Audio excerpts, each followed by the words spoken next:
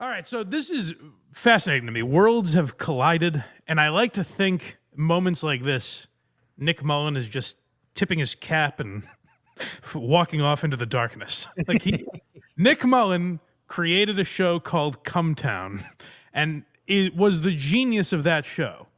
And now Nick has like kind of disappeared. You see him pop up on podcasts and stuff, but he himself is not in the spotlight as often anymore. And Stavros Halkias is in an Emma Stone movie, co-starring, I think.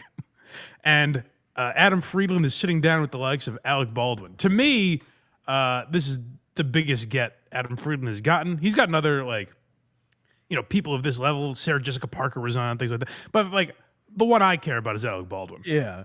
Because we make fun of Alec Baldwin a lot on this show. And sometimes even I forget. I love Alec Baldwin as an actor. Like, Jack Donaghy is one of my favorite TV characters ever. Anything Alec Baldwin is in, I enjoy watching him. So I love Alec Baldwin. And having him sit down with Adam Friedland is so crazy to me as a guy that was listening to Come Town 9 years ago, almost 10 years ago. And I don't have to explain why that's funny. Adam will do it for Alec Baldwin, which is also very interesting. Yes. So let's get into these clips of the Adam Friedland Show with Alec Baldwin. That's so bizarre. You know, when you walk around and you're just kind of allergic to that. You know what I mean? Like, so people will see you on the street and say things to you. Oh, you And knew you what go, you were doing. you say, calm down. You know what I mean? Like, No, but you got on the phone, you're like, Friedland. You're like, yeah, Friedland. Tell me something. Are you as dry in real life as you are on the television screen? I'm like, it's him. I feel like Liz Lemon right now. What an honor. It's charming. I thank you so much. That's exactly how it feels for everyone watching too. Like, what is this? I don't get it. And the idea that he's calling Adam saying, "Are you always like this?" Like, I like that he's just like, Friedland. Friedland. Tell me something about yourself. There's one line in these clips somewhere. I hope it's the same one you enjoy, but it's just so funny to me into this program. I can't wait for it to play for everybody. There's a few like that. Yeah. What's next? Next one, talk show.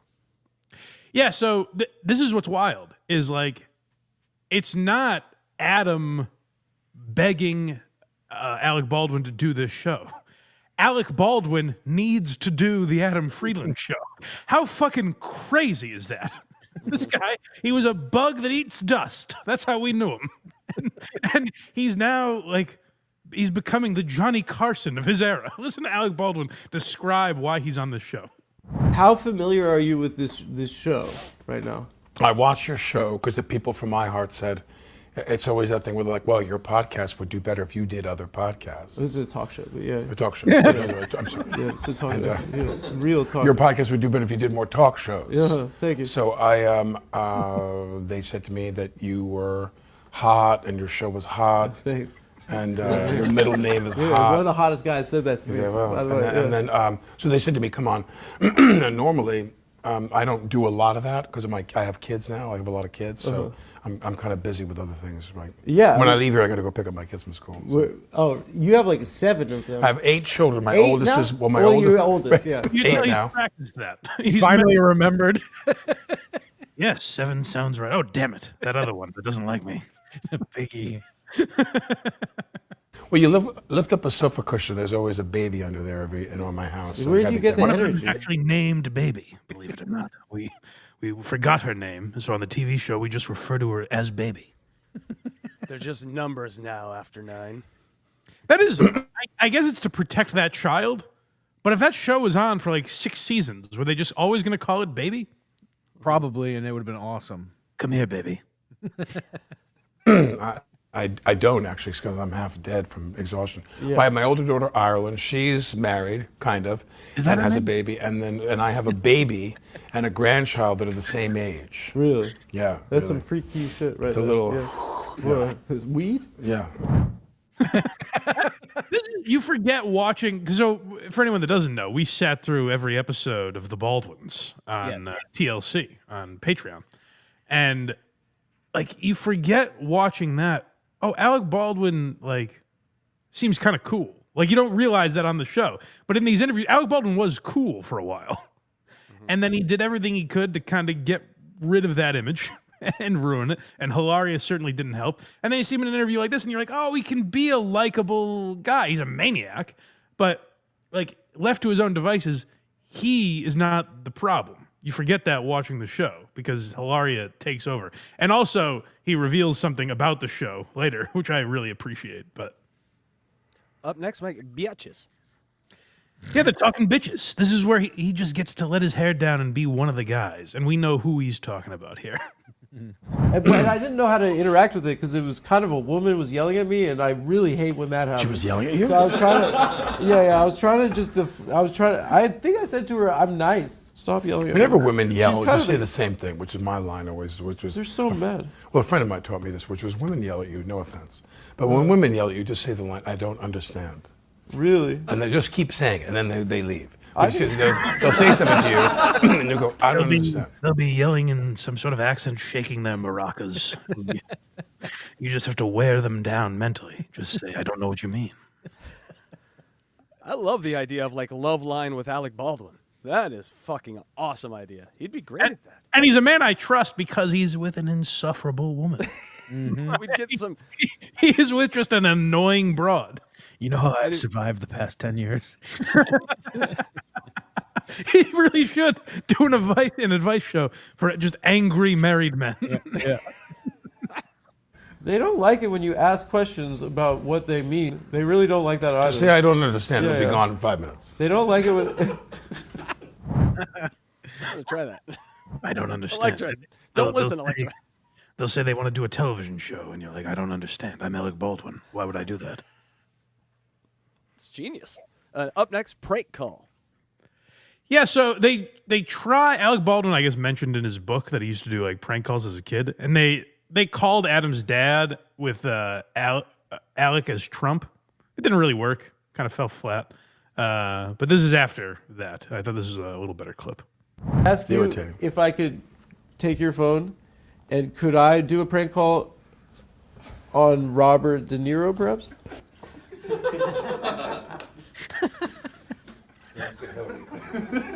we get Hillary Clinton?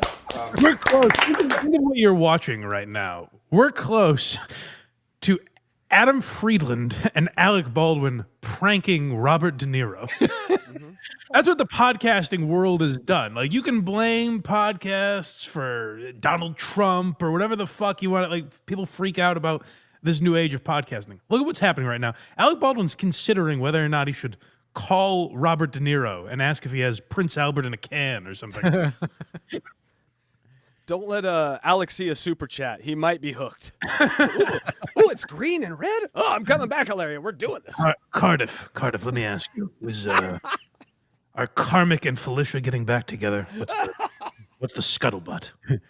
Colostomy Stephen Cunt says, Eduardo missed a spot on your backdrop.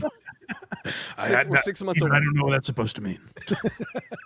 I don't have anybody here who would have What about patience for it. President Clinton? He's a real magic guy. Hillary Clinton? I mean, Chelsea Clinton? No, yeah. He has no idea. Alec has no idea what he just did there. Chelsea Clinton went after Adam Friedland on Twitter years ago. And watch Adam's reaction. It's very funny. Alec like accidentally slipped into this reference. Or he's from Town. If I gave your number and you prank called Chelsea Clinton, Hold I on, would go be back out a of little this. bit. I just want to hear Adam tells the staff how to react. Hillary Clinton? I mean, Chelsea Clinton? No, yeah. If I gave... Oh, I get it now. Okay. What's Stav up to these days? He just ruins every relationship Alec Baldwin has with that phone call. Is Stav still fat as fuck, Adam? You bug? Alex was a come down fan. You bug. What would let's talk Kamisha some Tom Gordon Myers. say about this? I don't know why Alec Baldwin calling him a bug is the funniest thing I can imagine. I was watching some Dan Ninen clips. I mean, that guy, out of his mind. He's definitely 60. He's older than me, Dan Ninen. I don't understand why he's keeping that bit up. gave your number and you prank called Chelsea Clinton, I would be out of this country in about an I'm hour. telling you, I'm not going to mess anything up for you. Robert De Niro's going to think this is really funny. De Niro's a very no-nonsense guy. He's very busy during the day. I just love that. De Niro's a very no-nonsense guy. All right, hold on. I'm going to call Bob. Oh, and then when Bob picks up, I'm going to say, hello, Havre de Grace. Well, someone out there would get that. I like it. Filmography is next. Yeah, just talking about all of Alec's great work. And that's also why this is so crazy, because genuinely, this is a decorated Hollywood actor talking to Adam Friedland. Hunt for Red October, right here. I've been going back through your filmography and your performances, and it's just like when you appear on a screen, it's like, oh, it's my pal. It's like my old pal, and this is going to be great. I mean, you could make a real turd watchable. Pearl Harbor, you make your parts watchable, and that's one of the shittiest movies of all time. I mean, I'm serious. Yeah, and it. I love that he said that too, because that's the little, there's a little cum town left on Adam. I appreciate that. I love that Alec laughed. That's why I appreciate that Alec sat through this too. That's where it's like, he's not entirely the man that he's been painted. I think there's a lot of good to Alec Baldwin as well. I think he can have a little fun, let his hair down when the wife's not around. Now they talk Cum Town. So this is wild, and this is how you can tell Alec is not a Cum Town fan, or he's just hiding it very well. But this to me, and I get you have to have been a Cum Town fan to really appreciate this. This is maybe the craziest moment in podcasting history for me. It's like when I was listening to that show, if you told me this one day is going to happen, is that Adam is going to host a talk show that Alec needs to get on to promote himself. And this question would come up. It's wild. You did the show, Cum Stain. That's kind of what happens here. Yeah. So what was the genesis of this meeting? Were you like Rupert Pupkin in the basement and your mother's yelling down the stairs? It is a joke. It's a joke that became a real thing. Yeah. So it was a joke and your mom goes, please, it's so annoying. This? No. I was being made fun you. of. No. Yeah. Well, I was on a podcast that was for whatever. Guys. I mean, just idiots. He didn't smile, and now I was on a podcast for ugly men. Right. Oh, for ugly men. Yeah. Not just mentally. Just the worst, and it was like a cult status and it became very successful. And then what was it called? It was called Cum Town. We tried, yeah. Anyway, it got successful. It's very, I don't know. I was just there pretty much, but the one of the guys left. And then the other guy's idea was to make by far the least popular nebbishy kind of the glasses, allergies. We all played a role on the show on what's it called, Cum Town? Yeah. So then on that show, you just need that. What's it called? Cum Town in the outro. Cum Town. Hilaria calls Thursday nights.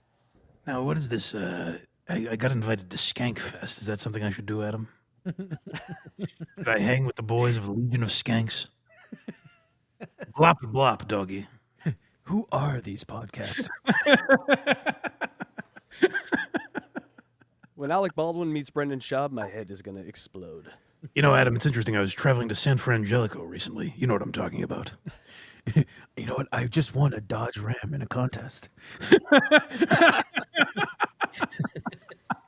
I'm putting it up for sale. The poor bastard has to answer for me. Have you seen his ears? Something wrong there. All brakes, no gas, or whatever. I'll admit to you, Adam, I'm a bit of a homeless cat myself. I spend a lot of time at P.F. Chang's. Entrenched in the podcasting world. Man. I'm a Croge guy. And compared to them, but they all no, absolutely like not. Quasimodo. Yeah. So sometimes I wasn't even. I was barely even there. But it's just Adam kind of encapsulates it correctly too. That is more or less. It's always been weird to me. Stav and Adam and even Nick does this a little bit. They all kind of hated Come Town, which I never fully understood. They were always like, it's ruining my life. And I'm like, I don't get it. You show up with your friends for 2 hours a week and fucking jerk off into a microphone, essentially, and let Nick be brilliant. Like, I don't get what's ruining your life. They make 6 figures a month, basically, each. It's crazy the way they, I don't know, the way they reacted to that. But I guess I'm not in their shoes, so I don't know exactly what they're talking about. Up next, reality. So this is crazy. Like we're talking about how nuts this podcast appearance is, and then Adam gets like a beautiful answer out of him about what happened in New Mexico and the reality show and all this shit. And he does solidify something we always thought, Craig, while we were watching that reality show. We were like, he's here because Hilaria's making him, right? And he answers that right out of the gate. This is the line I was talking about that I love. But something I've picked up on is like I watched your reality show, right? And Why? because like That hunk of shit. Why would you do that? I was being thorough, but like it really dawned. The first thought I had was like, is this what you have to do these days? Like in a moment of extreme like personal crisis, like I'm weeping in a conference room with some publicists, and I go, "What can I do to clean up this mess?" And they go, "You can have 7 kids." Is it? But like what I'm saying is like for me personally, There's a great in 30 Rock. Tracy Morgan wants to know, like, he's being celebrated. He's up for an Oscar and he's being celebrated as like a real actor now. And he wants to know how he can ruin his reputation and go back to the way things were. And Alec Baldwin gives this long speech about why he should just do TV because no one will respect you. And he's just listing Alec Baldwin's credits while he's doing it. It's an amazing speech, but that's kind of what he's doing here. He's like, well, once you do a reality show, then no one will respect you. So that's kind of nice in a way. I'm not into like celebrity gossip, but when I heard about what happened, right, it didn't sound real to me. Where? Right, in New Mexico. All right. It didn't sound like a real thing that happened in the real world. I think we probably made jokes about it. Like it didn't dawn on me until I was doing research for the show, and I really felt like it would be something that you would carry for the rest of your life, and it's just it kind of dawned on me that like people don't perceive public figures as real human beings, perhaps. I think that in that case, among countless things I could say, was the idea that when my case imploded and was over not because of a statement of a jury or of the cleverness of my lawyers, the judge ended the trial. It was thrown out, yeah. The judge terminated the trial. She thought, this is enough of this, is just insane. And when that happened, a friend of mine, a woman who's an attorney, very famous attorney, she said to me that what bothered her was, she said, once they couldn't get you, it was over. The case didn't continue. They're not out there looking for the guy. By the way. Like, nothing else came of it. They haven't gone after the armorer or any of the other producers or anything like that. That is where, and I did always try to say that we would make jokes about Alec Baldwin's case all the time, constantly. So I'm not pretending to be above this by any means. But I would always try to throw in, like, I don't know what Alec Baldwin did. And people would even say, like, oh, well, he was a producer, so I'm sure he was a producer in title. I don't think Alec Baldwin was checking every box that a producer would have to do in that situation. Like, Alec was playing a character. He was in a movie. They handed him essentially a fake gun in his mind, and it shot someone. Like, I'm not like, oh, Alec Baldwin is a murderer. And there are people, and I think there's a huge difference. They'll kind of muddy the waters and act like it's the same thing. I think there's a huge difference between people joking around on Twitter or Reddit or on a show like this or whatever, and people that are actually, like, want to take Alec Baldwin down and really call him a murderer. Like, that's crazy. I can't imagine being in Alec Baldwin's shoes there, because it's something that, from his standpoint, was kind of unavoidable. Well, if the armorer doesn't bring in live rounds, this isn't a thing. And why has there? Maybe I've just missed it. Has there been an investigation of that? Why were there bullets in the fucking gun? Like real bullets? No clue. It's Craigie. Yeah. You call it Craigie? Crazy. I heard Craigie too. Craigie. Did I say Craigie? Is that a thing you're trying to get going? That's Craigie. It's Craigie. What do you say, guys? We got a title. Thank you, Craig. It's Craigie. He did say that, right, everyone? He did, yes. It's Craigie. It's getting Craigie in here. I'll say this, guys. It's Craigie. It is. Yeah, they're not- He's going to pretend he did that by accident. There's going to be shirts up by 1 p.m. Electra, please, HackRideStudios.com. you bring him in before the end of the show. That is your test. We won't see a nickel. I'm sorry. Let's not get too Craigie right here. All right, here we go. Once they attempted To to, make a name for frame you themselves? and they couldn't do it, it ended. Yeah. Which that should be of grave concern to everybody that lives in that community, that it just imploded because they didn't succeed at their other Certainly, but beyond that, like I looked at like the way that it's discussed in popular discourse and on the internet. Like I looked at Reddit, and Well, Reddit's bad. it's bad, but it seems Reddit's like ugly.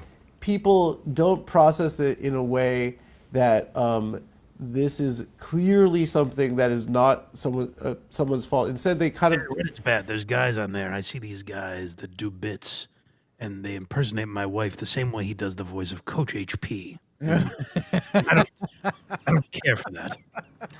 My wife is a beautiful woman. I don't understand why he's giving her that voice. in a very unfair way assign funny to blame them. to you. Yeah. No, it's not funny. Funny is like at least like Well, a lot of it they think it's funny. funny is like, at least like ironic. I think people that genuinely assign blame for something that's like literally, that you'll carry for the rest of your life, and it really upset me, especially because I've been like revisiting all your work, that like this thing could overshadow like Beetlejuice and crying. They've mistreated Alec. As he goes off the bridge. what Never is ends. so beloved about you. Well, I mean, on one hand, you say to yourself, you say carry for the rest of your life. I don't really carry anything for the rest of my life, meaning do I feel overwhelmed and pained by the suffering and the tragedy of what happened? My Yes, life but do away after the incident. I feel responsible? No. No, Because certainly what not. happened was, remember, they decided to leapfrog over or pole vault over the whole idea that in the previous several days we were doing the film, we did a protocol that we did the same thing, and nobody came up to me in my shooting of the film. you don't have- But I just want to say, because you did bring it up, 1, 2, 3, 4, 5 days, no one came up to me and said, hey, let's do it this way. It was only after the fact that they said, oh, well, we're supposed to do it this way. But let me just... I will say the counter to this, and I agree with a lot of what Alec Baldwin is saying. The counter to this is we watched the reality show, and I don't know how much editing they did of what Alex said, but I couldn't get out of bed for several days. I felt so guilty about all of this. And then in this instance, he's like, that wasn't my fault, I What do I do about it? I can understand that though. Like he did, whether I it was think on it's purpose actually, or not. it is a healthy way to go about it, Like, Yeah. if that's true, that like he has been able to compartmentalize, I think there would always be some level of guilt. But it wasn't. Maybe people disagree with me. It wasn't his fault, right? I blame the armorer, but I mean it's got to be so fucked that you point essentially a toy gun at someone and then their chest cavity rips open. I mean, how many guns are in movies throughout the history of time? Has every single actor gone? Now, this isn't going to kill anyone if I pointed at them, right? I just want to be clear. This isn't going to actually shoot someone before I do this. I'm pretty sure that happened to Bruce Lee's kid. Something like that, yeah. Something like Think that. of Schwarzenegger's body count if that was a thing. Like That's what I mean. Like, Human, you see real body count. every time he's like, now. Gatling guns and like double barrel machine guns and stuff. Yeah, but ultimately, I just wanted to say how crazy it was that Alec Baldwin was on with Adam Friedland, and I hope Adam's guests get even crazier. I think that's fair, because like Adam does a pretty good job with that show too. I'm sure it's not for everyone, particularly like Cumtown fans. That's what's also got to be interesting is like new people that have seen Adam like on MSNBC being promoted as the next Jon Stewart or whatever people are thinking of. And they go and check it out and they're like, well, let me see what else Adam has done. And they find Cumtown. It's going to be a wild journey. Yeah, but they're basically a socialist podcast, so he'll be fine. That's right. That's right. I like Alec in the Hank Kingsley role right there, like being his hey now guy, like being and they can have guests on, and it's between Alec and Adam. Alec just his sidekick from now on. Yeah, That they would have a be good awesome. chemistry. What else to get out of the house? He might do it. He might do it. That would be great. Go to blindmike.net for everything Blind Mike. Look at me. I did it. Kragers did it.